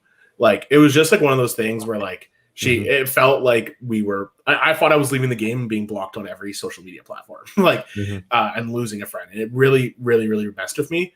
I think that was like, it really fucked with my mental health really badly. Cause I was just like, man, like I didn't want to come here and lose friends. Like I came to play a game, but I'm also like, it's smart for me to get rid of Taylor. And yeah, so Will doing that was a good thing because Taylor needed to go. It's just, I wish I didn't kind of take the downfall for that in the sense because Taylor assumed it was me. And I'm not someone to kick them when they're down, especially if they're someone I consider a friend outside of this. So it really kind of messed with me a lot. And I was like, is it worth to play this big game and do all these big moves and then just have people dislike you? Like it really messed with me and how I was able to approach the game. But it was a good thing that it happened, to be honest. So, well, because at the Final 8, like, if you had a say in where this disadvantages game passed to, what was your advice? Okay. Jenny. Would you have voted out Jenny at the final 8 instead of Oh, Taylor? yeah. If Jenny didn't win immunity, she was gone. Okay. Oh, Jenny was like my arch nemesis. People are like, it's Austin. I'm like, no, it was Jenny. I had Jenny dead to rights 4 times, and she kept escaping it. And at the final 8, like, I thought it was a for sure lock on Taylor. Mm-hmm. I remember at one point I go to do a confessional, and I come back. Will's like laying down at camp, and the girls, who at this point they flipped Jess back to them, are literally at different points of the camp with both Andrew, Brandon, and Braden. And like it's Taylor and Braden, it's Jenny and Andrew who have a pretty good relationship. And it's Jess and Brandon who have a really good relationship. And they're all talking, and I'm like, oh my God, I have just created a 3-headed demon of the Girls Alliance. And they're all such good players. And they were about to flip that vote back. Because I think if you remember the final 8 tribal, it was like a really dicey one, almost. Like it felt like Braden might actually flip to the girls. And then it would be a tie, and then maybe Braden was. Might go. I remember Braden being extremely emotional at this tribal council, probably because he was going to vote out Taylor, and he was very happy about it. Yeah, because at that point, like he had to vote out a friend. The girls wanted to, I think, vote for me. They realized Braden wanted to do that, so they said Andrew, not realizing he also didn't want to do that. And then he didn't want to vote out Taylor. So Braden, that was the first round for Braden. I think that truly sucked because what was he supposed to do? He was voting out a friend because Jenny won immunity. And that's the tribal where it's like me and Jenny, like literally beside him the whole time, not even caring about what other people are talking about, being like, Braden, you need to make the right decision here. And yeah, that was a round and a half because what I thought would be a simple Taylor's going 6-2, I thought her and Jenny turned into a really close to being 4-4 because they almost also had Brandon. Brandon, I don't know how I convinced him back to our side, but like Jenny or Jess had really convinced Brandon to go back and save Taylor. And Brandon after that said like that was the biggest mistake of his game was because Brandon ends up flipping for the next 2 rounds as well. And so because at least from my perspective of someone in a different country watching the feeds, just tabulating this stuff in a Google spreadsheet, like seems like Jess should have flipped 2 rounds earlier and Brandon should have flipped a round or 2 earlier, right? And so I guess you feel like you had a hand in keeping both of them on your side longer then? Yeah, I realized I lost Jess at the Taylor round, and that's when Jess to me in the game was like, she's going to go soon. And I had put all my energy into making sure that Andrew, of all people who I was ready to vote out a million times, Andrew was not going to go home. I go and I'm locking down Brandon's vote. I'm locking down Braden's vote. Braden says that he was never going to flip. I honestly think he was on the verge, and he didn't. And I still to this day don't know how Brandon didn't flip. And I'm so thankful that he didn't. Because Do you go to Rocks? I go to Rocks. I jokingly early in the game said I wouldn't do Rocks because we were fooling around at camp about Rocks who had to go do the first confessional when no one wanted to leave camp alone. And I pulled the bad rock to do the first confessional. I'm like, I'm never going to Rocks in this game. But I was like, I'll do Rocks. Like to me, like needed to keep my numbers there because as much as like I think I could have played like a game where I flip from round to round and get in with a group that has power, the power was kind of coming from whatever I wanted to do. So as the person who had the power, if I lose it, I'm a dead man walking, I felt like. So I really would have gone to Rocks because Andrew's vote was my lifeline in that because I knew I wasn't going to win out on immunities. So, yeah. So Taylor ends up going out. That ends day 5. So going into day 6, which is going to be the longest day, really, let's be honest. The longest day of my life. You're at the final 7. What are your thoughts on what you need to do to get to the end of the game? At that point, I needed Jenny to go. I just need she was just like, we're friends now, but she was a pain in my butt that game. Like I just needed her to go. And she just, every time she was supposed to go, she wouldn't. And so that morning, I think, or that night, I was out looking for idols until like 3 a.m. I woke up, went to bed for an hour, woke up at 4, started looking for idols again. So you had a miserable 24 hours. You were just not sleeping. Oh, I did not sleep. Like I said, the devil works hard, but I work harder. And like I was not going to get outworked. I wasn't going to get out anything. Cause I said 7 days of misery. You're never going to do it again. You can sleep when you're dead. Like, so that's what I was, and I couldn't sleep anyways. Brandon snored so damn loud, so it doesn't even matter. They made a snorner, and I had to sleep in the snorner with Brandon. And I couldn't sleep, so I was like, I might as well go look for idols. So we wake up in the morning, we do an immunity challenge. I don't know who wins that one. I think it might be Andrew. So this is the beginning of the Braden S winning streak at the final 7. Yeah, okay. He wins the final 7, 6, 5, 4, 3. Yeah. So this is the goblet balance challenge. Oh yes, he had the challenge advantage. Yeah, that Jenny bought him.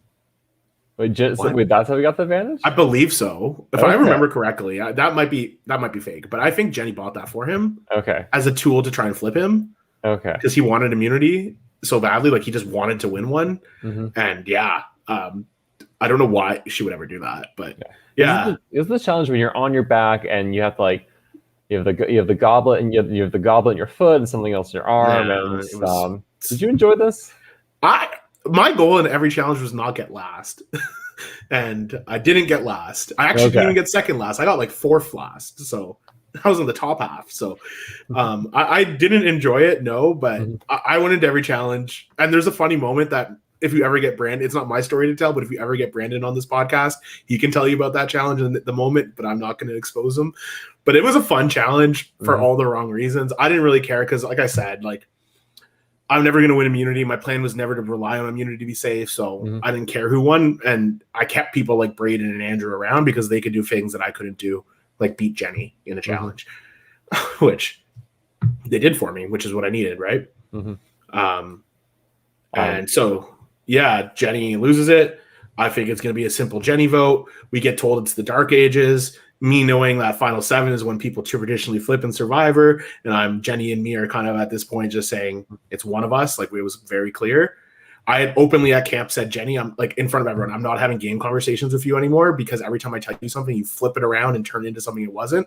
And I want everyone to know I will talk to you about your day. I will talk to you about your family, your job, but I will not talk to you about the game.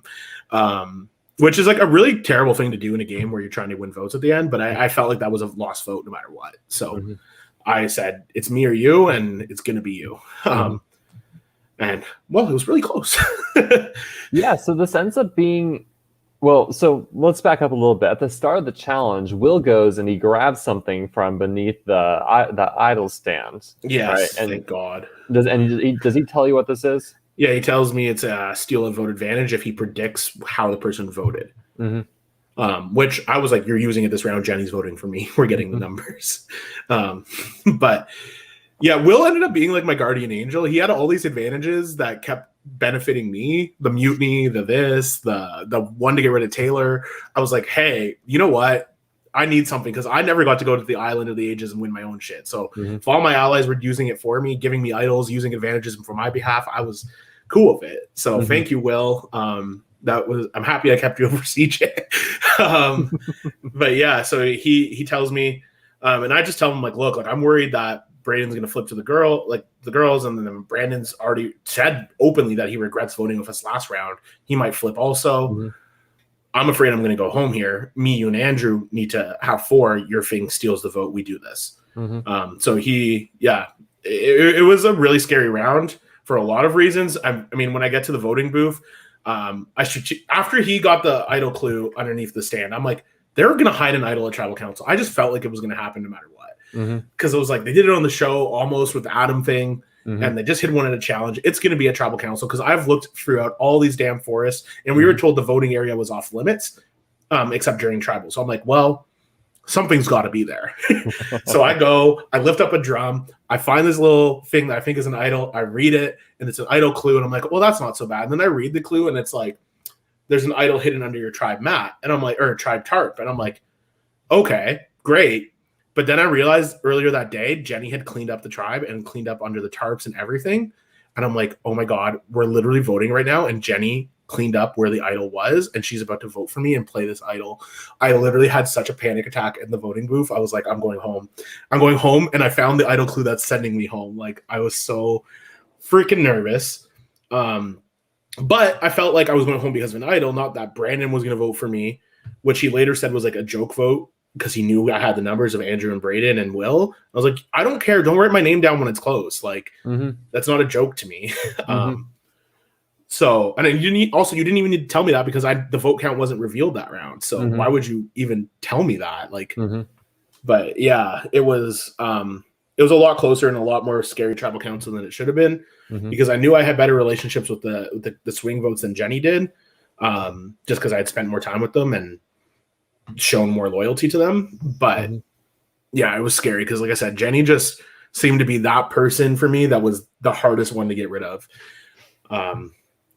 So once Jenny goes out of the final 7, it's really like these are most of the people here left you're working with, right? Like I guess Brandon's kind of flipped against you this last round. Jess has been kind of trying to vote against you the past 3 rounds, but you had the 4 of you, Andrew, Braden, and Will at this point. Yeah. So you have to be feeling good. Yeah. Well, I also was scared because I knew at that point I was the biggest target. Like I had been the one sort of directing the majority alliance. I had been the one making the big flashy idol plays. I've been the one kind of calling the shots and doing stuff that like perceived as a bigger threat. I think like there were other threats in the game for sure, but I felt like if you were watching the show, it's like, how is Jamie still not gone? Well, this is where I was worried for your game. Is like he's gotten rid of the returning players who were kind of shields for you. Yeah. And so I was like, how is he going to get the end? Because in my mind, I was like, I feel like Jamie needs to play Tommy Velachas. He needs to like be cutting off the other tribe while cutting out his numbers. But you've taken out all 4 of the 5 returnees back to back at this point, and I'm just like, I don't know what Jamie has to do next year. Yeah, I didn't know what I had to do next yet. Like, honestly, each round, it seems really boring in my game because my game looked like I just pagonged the other team, but there was so much work and so much almost flipping and so much relationship building that went into every single round that, like, yeah, on paper, if you look at the voting chart, it was a pretty boring game, I admit. Well, but there was I don't think so, because, like, from the way I see it, like, you had a lot of control and sway over the game, right? And I think, like, you probably talked to the jury post back to like, hey, if I got to the end, what was my shot at winning, right? And, we'll talk about that, yeah. Like, yeah, I think you have I an know. idea of what would happen, right? Like, really, like, once you get the final 3, there's so much that's just out of your hand at that point. I don't know if you can really disdain your own game. Because, like, look, I was kind of the top, and I kept it going there, right? And people didn't realize they had the work against me until it was too late. I realized I painted myself as a huge target, and that 6, I needed to do something. And I needed, if I could get to 2, I win. I felt like no matter what, I can get there. I just said, how do I get to 2? I can't win immunities. You know, people all see me as a big threat. They all have good relationships with each other at this point that are just as good as I have with them. So I can't really lean on those relationships for swing votes anymore. So now it's like, it's Survivor. If you're going to win this game, this is where you prove you're the best player out here. So let's start at the top of this round. We get to have the last visit to the Island of the Ages, which is a disadvantaged bidding war where you and all 5 players are bidding disadvantages you would accept in return for a final 5 idol. Yeah. The only time I got to go to the Island of the Ages, essentially, everyone got to go, which was really frustrating because I didn't want the disadvantages. Like, I would be a dead man walking. Disadvantages with an idol the next round is the biggest threat to get to 4 automatically. Like, I said, no way. Like, I can't be the one to win this. So I openly said, I'm not taking it. So you just bid nothing? Yeah, I came back literally stripped. Like, I don't have it. And so I bid nothing. And this is, I think, the biggest lucky break I got in the game. Brandon, who was in such a great spot, openly admitted that he had it. And we were seen as a duo, which wasn't, to me, true at this point. Like, Braden was higher up for me. Will was higher up for me than Brandon because of, like, the whole shenanigans that had happened. And even Andrew at this point, like,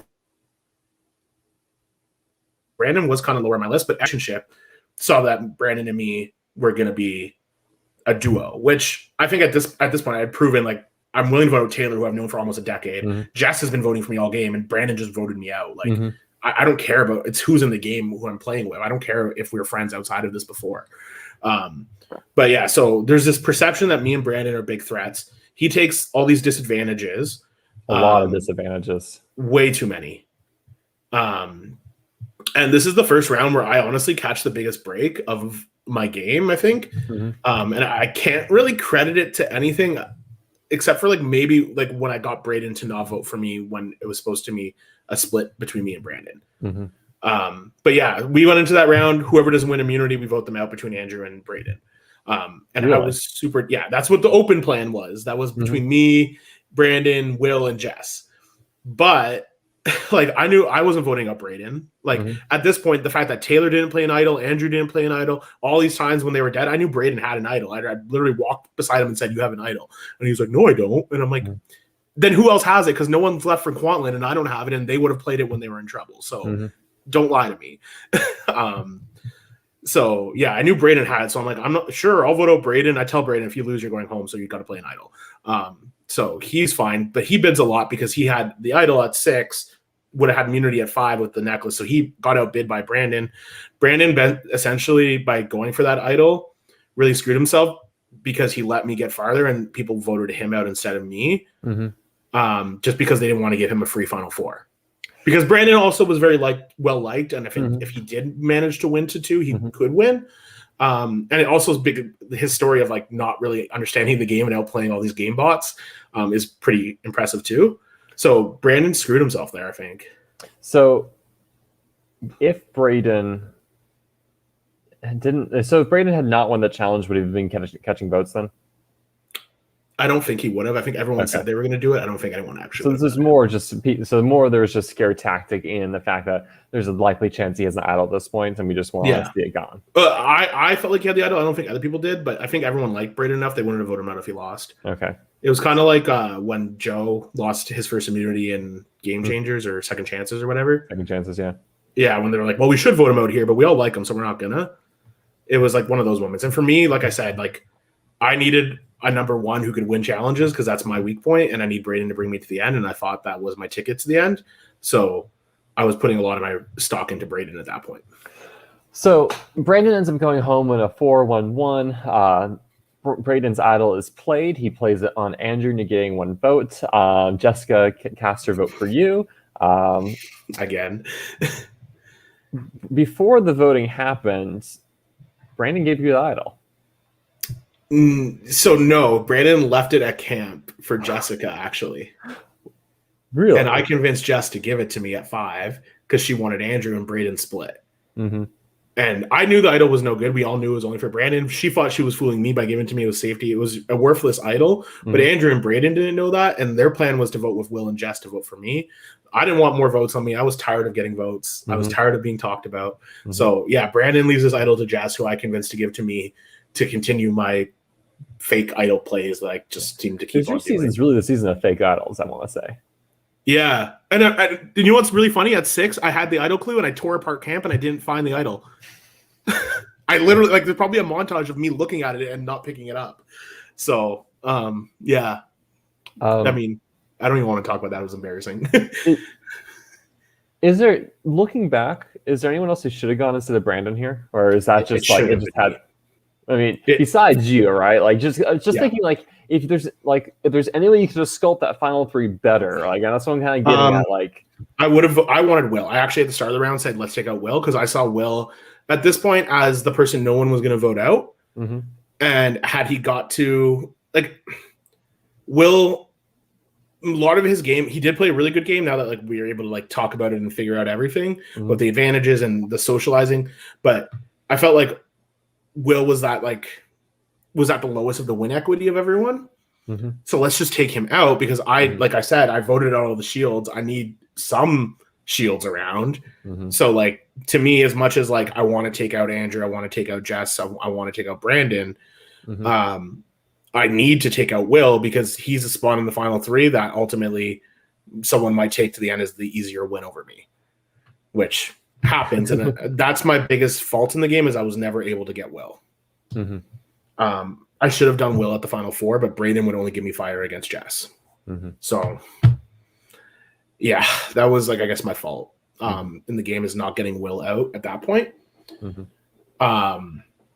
But yeah, I genuinely think everyone made a mistake in not voting me out at 6. And I think like obviously it works out for Braden, but for everyone else that was a huge mistake. I think. So final 5, you have the Story of the Ages challenge. Braden wins again. Yeah, I lose by 1 point. so close, but just not close enough. This ends up being a vote between Andrew and Jessica. Want to talk about this at all? Yeah, it was an open vote. As soon as I lost that challenge, I was 4-1 me. I was dead in the water. But talking to Will and Jess, I'm like, look, are you really going to go to 4 against them when they're going to win immunity? And like, you're going to go to a fire making challenge against them. Do you want that? That's not a good look for you too. Jess has this idol that Brandon gave to her. I'm like, if you give it to me and show that you're going to be loyal, I'll vote with you guys. Even though I should vote one of you two out here because I'm closer with Andrew and Braden, I'll vote with you guys. Jess playing like kind of not such a rigid game, and she was very fluid in the game she played, was open to it, gave me the idol, me, her, and Will, flipped it onto Andrew. And this was the moment where I think me and Braden like had our breakup. Literally, I've watched that back, and it's like every conversation I've ever had where I broke up with someone. It's really sad because it's like a 17-year-old kid. But we're sitting there, and I'm like, right before tribal, I'm like, Braden, are you voting for me? And he's like, this is the first time in the game where he can't look me in the eye, and his voice like cracks and gets sad. And he's like, everyone's doing it. And I'm like, Braden, you can't vote for me. Like, you cannot vote for me. And it was just like this like really sad moment where I said, well, like, great, I put all this stock into this player and I've lost all of it, right? So in my head there, if I was even going to vote out Jess, which I knew once I whipped out the fake idol, they would probably go to Jess. I said, no, I need to take out Andrew because I need to take out Braden's number 1, and Braden was immune, and I need Braden to keep me around in fire if we go to 4. So luckily enough, Will and Jess decided, yeah, we're going to vote with Jamie. We're going to break up Braden and Andrew because they're just going to keep winning immunities between them because like they're the two most fit people. And then there was a lot of like physical challenges left, we felt like. And I also think they were kind of getting nervous that Braden was winning a lot. And if there was a puzzle, I was the best shot at taking out Braden, which thank goodness that I somehow got that reputation. So they kept me around. I was really pissed about it, Andrew, because I felt like Andrew was my easiest win. But I realized I was never getting to the end of Andrew. Andrew was never taking me to the final 2. And I wasn't going to win a challenge to bring Andrew to the final 2. So as much as he was my easiest win, like, I'm not going to actually sit with him, so who cares? And he's taking up a spot as Braden's number 1 that I needed. So, I mean, so sitting here at the final 4 now, it's you, Jessica, Will, and Braden. Who's bringing you to the end? So it's looking more and more. You need to win this final 3 challenge. You're like, oh no. Oh, I even at final 4, I needed to win the challenge. They were all going to vote me out, but then I guess that like conversation after tribal. We have to talk about this challenge first. It's your favorite challenge, right? This is the national. We need to talk aftermath challenge. We need to talk about the aftermath of the final 5 because that's when we actually had the breakup, and me and Braden had the Braden. Like, I think I've never cried on camera before, and I literally was crying into the arms of a 17-year-old about my emotions and my insecurities. So that's embarrassing. But you know what? This game, I didn't treat him as a kid during the game because I realized really quickly he was a competent player and he was a good friend. And so as much as it's funny now to be like, I was crying into the arms of a 17-year-old, he's like literally he's a really smart kid and really good player. And I was talking to him like, if you vote me out and you lose 3, who's bringing you? I'll bring you to the end. I'm not scared to go to the end against you, Braden. Like, I want to go to the end with my friend. Right. And so we had this like long conversation where we finally get back in each other's number 1s. We're good graces. But I was still kind of worried that if he won immunity, he would take me out because he saw me as his biggest endgame threat.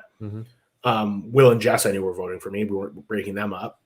Jess had already voted me 100 times, and Will knew I was targeting him at this point, so I was dead to him. So, yeah, we get to the Final 4 challenge. That shall not be spoken of. This is a nail biter, right? Was it you or I remember? I forget it was you. You or Andrew were so close to pulling out the victory against Braden, and Braden at the final. I was literally 3 seconds away from beating Braden. Which is so disappointing to me because we got to the point where we were writing down the different ages of the game that we had gone through. Yep. I was on like age number 5, and he wrote down number 7 faster than me. And so it was annoying. I had memorized all the ages because like I figured that's the one thing I can do if there's puzzles. I have to know all the facts of the game. And he had like a 25-minute head start on me because of the balut egg thing. And him just being so good at all the other physical stuff that was before the balut egg, that I never even thought I was going to have a chance at the puzzle. And the fact that I just kind of lose it by like 3 seconds kills me. Like, because I'm going home. Like, I literally packed my bags. I made a small play to talk, everyone into voting someone else that wasn't me. And then it was just like, nah, we're voting for you. And then I go to Braden and I'm like, at least give me fire. Like, at least let me do that. Like, I'm going to lose fire. I'll go to fire whoever you want to go against. Just give it to me.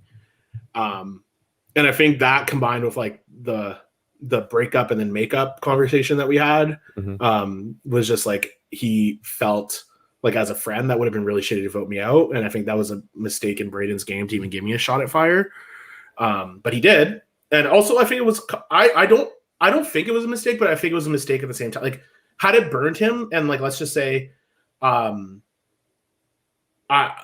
somehow I win the final challenge and I don't take Braden to the end and burn him, like, he looks really dumb, but I wasn't going to do that to him. But let's say I even lose the fire and Will might have actually taken him down over Jess, then like he doesn't because he kept me over whatever in fire, like it burns him. But I don't think it was a mistake for Braden to bring me there, because at least then there's another threat at the final 3 who you can beat in challenges. So and also like giving someone fire pretty much secures that you at least get their jury vote, because the other 2 weren't going to give me a chance to fight, and you at least gave me the chance. So, and he got your jury vote. So, yeah, that combined with Will finally coming clean that he's the one who screwed over Taylor ultimately was my reason. But yeah, we end up having the first Final Four tie in Star BC history, and it's a heads-up challenge. You versus Jen. There's a fire ban in Vancouver, so it is a pole balancing challenge. Yeah, it's me and Jess. Yeah, with you and Jess. Yeah. I was going home. I still to this day don't know how I won that challenge. My muscles were cramping from throwing up the balloon and everything that was in my stomach. Everyone else won a bunch of BC bucks at like Islands of the Ages, and people were giving them gift cards. So everyone else was eating like Popeyes and McDonald's, and I was still eating granola bars and peanut butter. And like, not to pull the card, but I'm the biggest dude there. I probably need the calories more than anyone else. Like, I needed some food. And I wasn't getting much sleep because I'd obviously been up looking for idols. And yeah, and it's now, I think, it was 10 or 11 o'clock at night. Yeah. On that day. But when this tiebreaker is happening. Yeah. And like, not only that, I had been through a whirlwind of emotions. I was supposed to go home for 5 tribals in a row almost. I'm like, I'm done. I'm just like ready to be voted off. But you know what? At least I'm going to have fire. And I said, Jess to me was like, I felt like we were the 2 front runners at that point to potentially win the game if we were sitting in the end. So I said, it comes down to me. Like, it's kind of a good story arc. Like, hey, who's going to take each other out? Let's go to fire. We played very different games. She was very rigid. I was kind of like a bit more like firm and leading the pack. And it's just like a really fun story to go to fire. And I'm team good TV. So we go to fire. And I'm wobbling all over the place. I can barely keep this ball on this plate. And then we make the transition, and I guess she broke a rule during the transition and gets eliminated. I like run into the forest, and like, I don't even know what I did, to be honest. I just know I ran. And I make it to the final 3, and I was so excited. I was just like super excited because I felt like I had a chance, because like I was hoping we would like have a more skill-based challenge, not like an endurance type one, and I would have a chance to actually win myself to 2. And I felt like winning fire, even getting to 4, and when I should have been gone at 6, should have been gone at 9, should have been gone at 7, should have been gone at 6. Like, there were so many times I should have been gone that like that just really secured that I felt like I was winning the game without the 2. So I was super, super, super happy to at least be at 3. And like, you know what? If you're at 3 with your number 1, who's from day 1, you have a really good chance. And even if Will won, I had a pretty good chance maybe of convincing him to vote out Braden, because Braden was so well liked by everyone and won a bunch of challenges in a row at this point. Exactly. So like, I had like, it wasn't my ideal final 3, to be honest, but it was workable for me, I felt like. And I as good as Braden was at challenges, like, I'll always bet on myself. Like, I don't care. Like, sure, I don't think I'm a favorite ever to beat him in an immunity challenge, but I'm never going to just like give up when you're that close. Like, you can't, right? And so, yeah, it's immunity essentially. I mean, Braden tells me he's going to take me to 2. Will tells me we got to vote out Braden. I didn't trust either of them, but I'm trying to win the challenge. But we basically go 4 hours holding onto this damn stick. No one's going to budge. It's like 4 a.m. The sun's coming up. Gyro's even gone to bed. Like, the only person watching us is like some different members of production cycling in and out. I've written my whole final 2 speech in my head. I've already figured out the votes. I know exactly how everything's going to go. I'm so ready. I'm like wide awake. I see the other two like dozing off. And like starting to struggle. But then we have to go to one-legged. And like I was cramping so much just from like throwing up so aggressively for like 25 minutes earlier in the day and not eating that my leg just started seizing. I'm a big dude. Being on one leg for that long just wasn't in the cards for me. And I fall. And Braden wins. And I think I have a chance of bringing him. He says if he has to vote that night and doesn't have the time to think about it, he probably keeps me. Mm-hmm. But once he thinks about it and wakes up and has a clear head and talks about numbers, like he knew I had the votes. So they finally got me. Well, unfortunately, you came in third for most votes received that season. Well, if you count the revotes, I think I have a lot more. I don't think there were any revotes with you. The Final Four one, I guess. No. Yeah. Well, I don't know how they count that, right? Because there was no actual vote that happened, right? Tyra turns to Will. Is anyone flipping? To Will and Braden and says, "Hey, are you gonna flip your votes?" They're like, "Nope." It's like to the fire challenge we go. So yeah, I don't know because there was if you count implicit votes. I count those as votes. If you do count implicit votes, then you simply tie with Stevie. I'll take us tie with Stevie. I think they count. So you get about around 7 a.m. or so on the morning of day 7. You have about an hour or so before the final tribal. Tell me, like, what's going in your head once you exit the game and what ended up persuading you into jury votes? Like, so I get voted out, and they like have to do this Ponderosa video, and they're like, I'm literally sitting there talking to Luke, who won last year, and he was one of the camera guys. And he's like, "Hey, like we got to film you going to meet the jury," and I'm like, I don't want to meet them. They're going to hate me. Like, I think they're all going to kill me. Like, Brandon's pissed at me. Taylor's pissed at me. Like, Jess is angry. Like, Jenny, well, I was like, there is not, like, my best chance of having a friend there is Stevie, and I've talked 5 words with him. So I was really genuinely nervous to meet them because I just didn't curry a lot of good favor from them all. So I get there. And like they literally come over running, hugging me, and like I was like, thank God, because I like I told you after voting out Taylor, like my mental health spiraled. Like I thought I lost all my friends in the game, but I said, well, if I'm going to lose my friends, I'm going to at least win the game. But at least I got my friends and could have won, so that was nice. Get my clothes back, nothing fits. All my clothes are like falling off me. Like I was like, oh, I guess I lost some weight, eh? And then they give me breakfast, and they give me eggs. I wasn't eating them. They gave me these nasty, because like after Balut, I'm never eating an egg again. So they gave me these gross ass A&W eggs. I'm sure they were nice eggs, but I just didn't eat them. And then the jury, and then I shotgun a beer too. So I may or may not have been a little drunk at Final Tribal Council, as is tradition. So I had a beer too, too many. And we start talking about the game, and we're having a round table, and the whole jury is kind of like grilling me because I think, to be fair, at that point, I arguably knew the best about both Braden and Will's game because I worked so closely with them both, where Braden was by choice and Will by necessity. Mm-hmm. That like they were like grilling me on a lot of facts, and I truly thought that like Brandon and Stevie were pretty heavily on the Will side. There were some people in the middle. Then Braden obviously had a lot of good like relationships with Jenny and Taylor, so those were some like locked votes. And I was like not knowing who I wanted to vote for because I felt like Braden was maybe, after seeing what he was doing with the girls and being so like close with them and buddy, but then coming to me and like making jokes about how we're going to vote them off, I was like, this kid's a little sociopath. And was he like that with me? And I really questioned our relationship. Mm-hmm. And for me, like they both played good games. Obviously Braden won all those challenges, but like I don't care so much about challenges. Because it's just not a thing that like I wanted someone who represented the game that I played, and challenges weren't part of my game, so I didn't really care. And so it was really just talking to them both and figuring it out. And at the end of the day, I felt like when I was actually going to vote, I thought it was 3-3 in the jury booth, and I was going to decide who won. And I was like, I remember that you're just like, I'm casting the winning vote right here, and everyone in the chat's like, maybe not.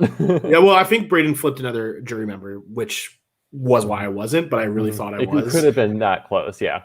Yeah, it really was. 5-2 doesn't. Well, I mean that is kind of close, but it was a lot closer to being a 4-3 than I think people think it was. Yeah.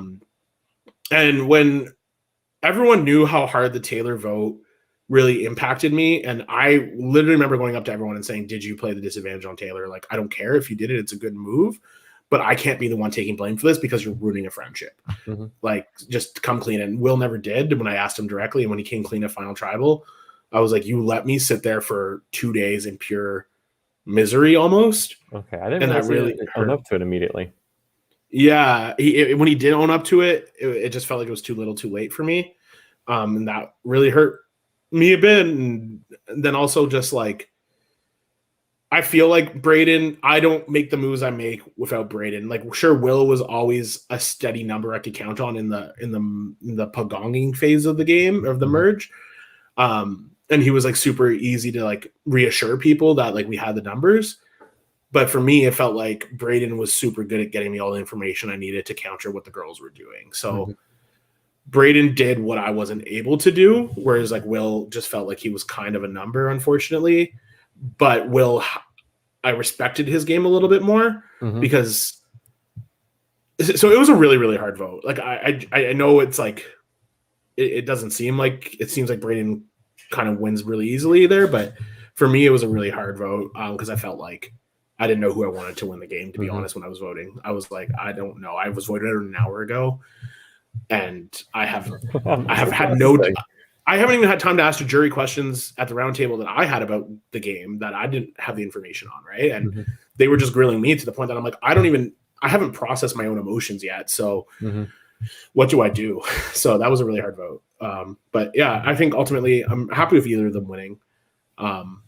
And I think looking back and watching things now, Braden probably was who I vote for with retrospect. So I feel happy about that. So looking back on the game as a whole, were there any decision points or things you should have done differently that would have made a difference for getting to the end? Should have got casted earlier and got in shape faster to win some challenges. You're saying you need to be like Braden the next time. Yeah, I'm coming out. I'm winning 6 immunities, Braden. Careful. Yeah, I genuinely, I don't think I could have played the game any different than me. And I think I went into this game saying I'm capable of lying and deceit and being a villain. And I think the round where Kevin left, I lied to him right up until the moment he left. And like looked him in the eyes and did it, and I felt so terrible. And that's when I realized, like, Jamie, you're not as cutthroat as you really think you are. And I didn't really lie in that. Like, I was deceitful in that I kept secrets, but I didn't lie really, which is 2 different things, I think. And so, yeah, I played a pretty open and honest game for the most part with a lot of people about what I was doing. I just didn't tell them about like the fake idols and the idols and the this. But then I need to tell them about that. And so like I went into the game pretty proud of every decision I made. I could sleep at night knowing that I felt like I did the right thing. Screwing over Taylor is like one of the things I think I kind of hurt, but she's a good enough player to know that had she had any space in the game, she would have had to do that to me, and I needed to be the one in control there. And like the online people who play the games, I think, and like just I kind of had like a reputation there just being a messy player who doesn't really have a lot of control. Everyone likes me, but like he's not really good at the game. And I also just like in life, just having just lost my job and a lot of things, I was going into the game kind of in like a really, really low and feeling like I let a lot of people walk all over me. I wasn't confident in my ability to actually like have friendships. COVID really obviously hurts when you're like a single guy living alone in a city where none of your friends live. So going into the game, I had a lot of insecurities and things to deal with. And I feel like playing the way I did, just playing as myself, being able to sleep with all the decisions I made every night, I feel so much happier leaving the game. I feel like a weight genuinely was like lifted off my chest during the game, which was like super good. It was like cheaper than therapy. So cheaper and just a little bit more traumatic. Yeah, I cried a lot, which I mean, like, I know like it's funny, but like I am a dude who cries a lot. Like it doesn't take much to make me cry, to be honest. You probably wouldn't expect it, but I cry a lot. So I cried a lot in the game, but like I was just the game really took everything out of me, and I'm super happy with the way I played it because I don't think anyone could have played the way I played it, and I don't think they would have had success if they did the way I did it. But I also am happy with how I did it because it's the way I wanted to play, and it works for me, right? So, did your experience change how you see Survivor? Oh yeah, I will never say that someone's a shitty Survivor player because there's no such thing as a shitty Survivor player, to be honest. Like, the game is so difficult. You're out there, and the only thing you have to trust is your own gut. And if your own gut's telling you to do something, then that's the right move for you. Like, sure, like, everyone else's gut might say something else, but when you're out there, you really can only trust yourself and what your experience is. And people might be lying and whatever into you, but like, I could have easily been an early boot had people just not, had I not ended up on a tribe where I made friends really quickly. Like, if I'd been on the blue tribe, I don't think I last nearly as long as I did. And I'm a pre-merge boot, and my season and experience is so different. So it's a lot of right time, right place. A lot of just go. The only thing I say about Survivor now is like, don't be passive. Like, when you watch, like, that's the one thing you can't be, is you got to go out there and do your own thing, and kind of make your own story, not just like play other people's games. But yeah, even if it's the wrong decision, make a decision. And I have a lot of respect for a lot of players who I previously saw as like bad players. I'd like to end by just throwing some rapid fire questions at you to get your takes on some things. Okay. So who surprised you the most? Probably Brandon. I think I didn't think he had it in him to play, like, just not knowing Survivor and coming out there and doing what he did and being so well liked and well loved, and while playing a pretty good game, he surprised me a lot. And Jenny, of how resilient and stubborn and tough to get rid of she was. Who do you wish you worked with that you didn't? Stevie, 100% Stevie. Every day of the week, I love Stevie. He's so much fun. I should say Austin, because me, him, and Andrew are going to move in together. But, nice. Are you moving to Vancouver? I'm moving out west, yeah. Oh, man. Welcome to the PST land. Yeah, so I should say Austin, so I could start, but it's Stevie. What was your lowest moment in the game? When Taylor was leaving, I was a hot mess. And it got into my head and I couldn't get out of it. But what was your highest moment? I want to say the merge tribal, but I genuinely think it was the night when we were having the most fun on the OG Quantland, when we were doing the Finger Puppet show and the drag show we did, and that was the most fun I had in the game, was our original tribe and just doing shenanigans, making chests. We made bows and arrows and tried to kill the owl, and like we just had so much fun on that tribe. So that was probably my highest, just having fun. That leads to my next question. Like, what was your favorite camp life moment? I think CJ's drag show. Queen Kwan was her name, and it was great. It was so funny. Or when I destroyed the camp looking for an idol and then didn't have an excuse as to why I did it. That was pretty funny too. What was your favorite challenge? The most fun one for me was when I did the puzzle really quickly, just because like it was kind of like a cool individual moment. But the final 14 challenge. But I think my favorite one truly was, like, I think the final 9 when we had the cups of water and the candles, because that was just so much fun. It felt like we were kids in the playground. And last question, would you play another live reality game? I have openly said to everyone I could not do this again. I loved the experience. I would not trade it. Everyone's saying if there's ever a BC All-Stars, I have to play, but I truly don't know if I could do it again. Like, this game gave me what I needed out of it. The fact that I'm so at peace with third, I'm okay with. And live games, I think everyone should do them, whether or not you're a fan of Survivor or not. Like, you learn so much about yourself. But I don't need to play again. I got what I needed out of it. All I would go back for is the title of winner, but I'm pretty happy with how I did. If I went back, it would be solely because Jair's like, he would have to be like, Jamie, you're an all-star and I want you to play. And then I would do it, because I feel like the game gave me so much, I would have to at least give it back something if he truly thinks I should be there. But yeah, I don't have an urge to play again. If I did, I would solely try and give it out first to go to the jury and drink. That would be it. I couldn't play again seriously. Hey, there's a lot of good live reality games here in the States. I know, some people have been messaging me already, and I'm like, I don't know about that one. I heard there's no sleeping bags there, and no. Well, I think you need those pure, like, 14-hour games. It's just one day, no sleeping, will be set. So. I'll do Big Brother maybe. Put me in a house with like booze and like a bed. I'll do that, but don't try and put me in the woods again. That was a lot. because I truly was almost Evelyn. I truly almost said, I'm the bougie bitch, get rid of me. Well, Jamie, is there anything else about your game that we didn't talk about, or anything else you want to mention?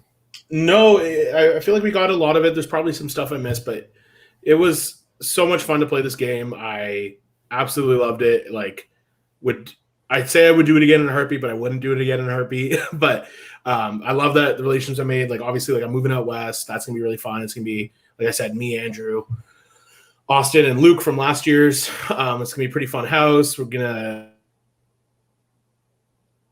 hang out with all of them. Made some really great, kind of got me out of like a life funk, and I've been talking with these guys every day. I miss them all so much. I actually was like, I think me and Luke talked on the phone for like 4 hours last night when I was a little bit intoxicated after softball. So I mean, I absolutely love these guys. It was such a fun experience, and I'm so happy I did it, even though I almost didn't. And finally, you have a podcast. Do you want to plug it? Yeah. I mean, we're on a bit of a hiatus. So we have a podcast about MTV's The Challenge, me and my friend Bree.